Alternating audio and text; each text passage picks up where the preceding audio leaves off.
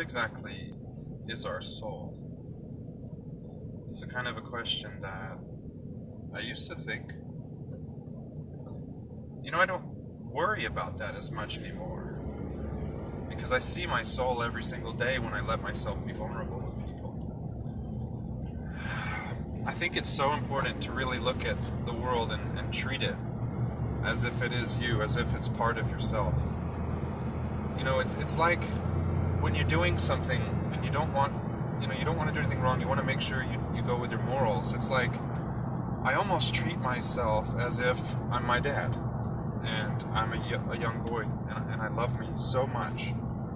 And before I do anything wrong or before I make a decision, it's like this fatherly voice inside me wants to say, "Now, Destin, is this something that you should be doing? Is this something that aligns with you?"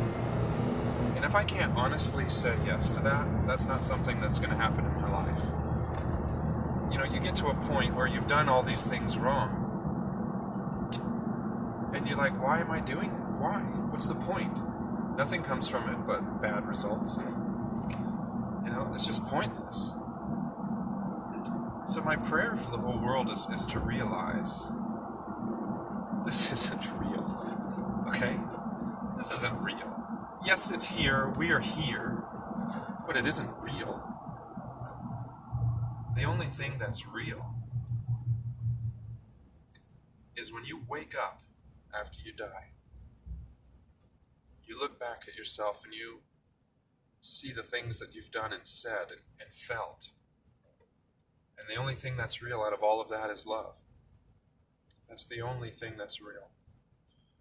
If I approach a person out in my job and I don't speak to them and offer them some love, I have neglected that person. There's absolutely no reason why my love can't be unconditional for everyone, no matter who they are. No matter who they are. It's like, you grow up and it's all about me, me, me, me, me.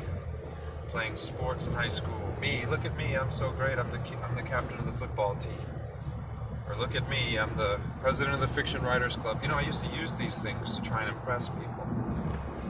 Something that I've realized lately, though, people always used to tell me, you gotta get rid of the ego, whatever. I didn't get it. I didn't understand what it meant. I thought if I did things for other people at all, well, that was my ego. But I started to realize that sometimes when I was doing things for other people, I was doing it selfishly.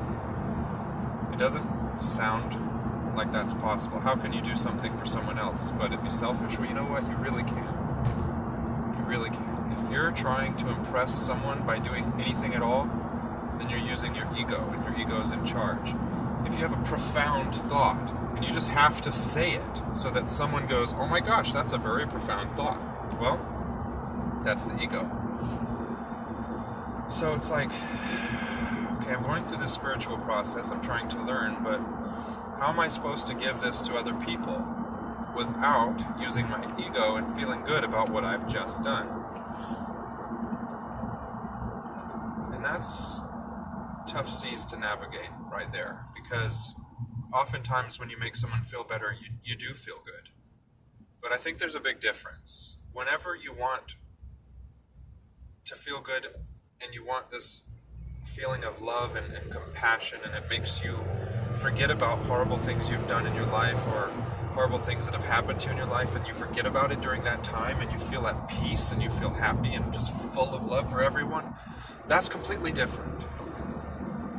But if I'm trying to offer John advice so that his wife hears it and can be impressed that I did that, that's an ego. So what I want you guys to understand is the ego must die. The ego it's like a person hiding inside of you that wants to take all of your good things and right at the end turn them into bad things. It takes away the efficacy of them. And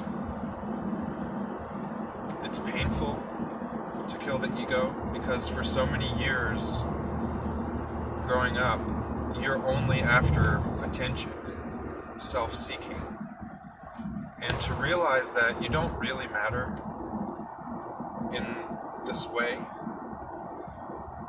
that it takes a part of you. And that's a good thing.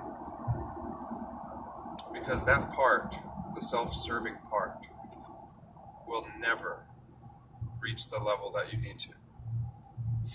I'm under the impression that we're born perfect into this life. And as we grow, we forget what perfect means.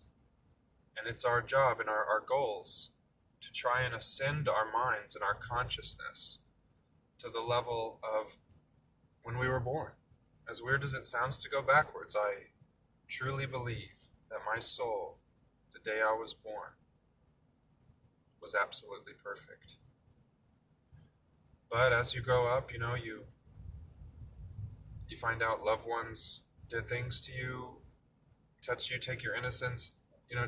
Those are people whose job it is to try and strip you of any innocence and any good that you have. And I believe, to an extent, that those are predetermined before you're born tests to happen to you. And how you react is up to you. I still think you'll end up in the same place one day. Where you're going to end up is where you're going to end up. But I do believe that I chose this life prior to coming here in order to learn something. And I think that what it is that I want to learn this time around is I'm nothing more, nothing less than a piece of God here on this earth. And my job is to finally join back to Him. And I cannot do that if I'm self-serving, selfish, hateful, lustful. And, these things, they do happen. And you can't pretend that they don't happen. If you pretend that you have no lust, then lust will come at you tenfold. You have to understand that you do have lust. But if you act upon that lust, it doesn't give you anything. Nothing. You have to take a step back. You have to take a step into the moment. Because the moment that you're currently living in right now is the only moment that exists. Yesterday is gone. Tomorrow hasn't happened. And if you're going to set expectations for tomorrow, you will always be disappointed.